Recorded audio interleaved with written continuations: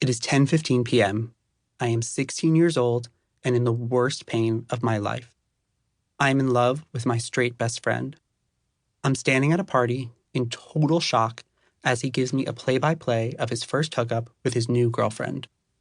I act curious and excited, demanding all the details. At some point, I grab his shoulder, eager for any kind of contact with him. He shrugs me off and I disappear toward the train home. My heart rate rises. I can no longer speak. I'm standing at the train station. Flashes of our conversation. His face, her hands, his zipper. I double over, clutching my stomach. I tell myself, as I always do, that if I replay the scene in my mind, it will eventually hurt less. Pulse, mind, and tears racing. I am sure she doesn't see his beauty the way I do. But a wave of nausea and pain forces me to refocus. Her hand, his Abercrombie & Fitch jeans, a zipper, and blackout. The next day in algebra, he throws me an encouraging wink as our teacher distributes a midterm. An unintentional kick to the stomach. I flee to the bathroom and lock the door. Big picture, I don't know anyone queer who can tell me that these feelings are normal. And from a practical perspective, nobody can tell me anything because I just locked myself in the bathroom. So, I turn on the tap and speak to myself. I look in the mirror and say out loud, for the first time, Adam Eli, you are gay. I let that sentence echo a little in the bathroom, for the drama. Then I hear words, not of my making, but out loud, in my own voice, address the mirror. And it's going to be okay.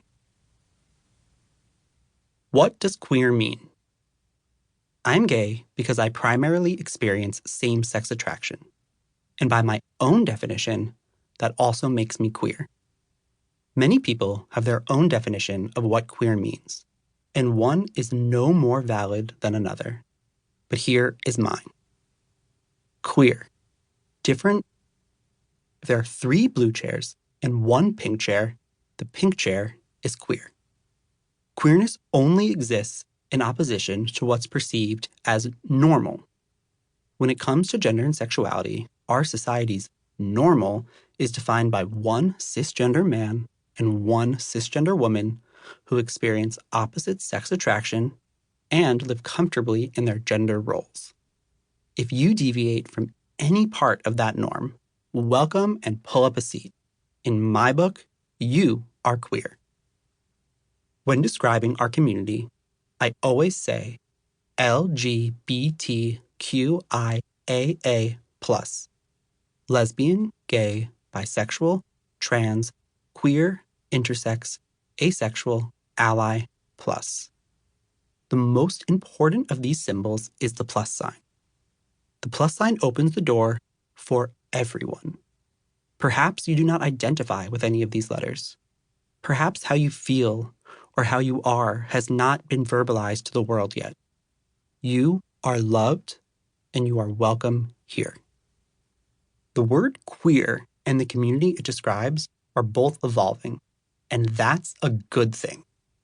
I hope our community continues to expand and becomes more inclusive in ways that I cannot predict. I imagine and hope that one day my definition will be outdated. When I was younger, I knew I was different because all of my interests were meant for girls. I was obsessed with Disney princesses and had a huge crush on Leonardo DiCaprio in Titanic. If I could have pressed a button to become more like my female friends, I would have in a heartbeat. I was resentful and confused. Uncomfortable with boys and forbidden to be one of the girls, I existed in the margins, in a space between spaces.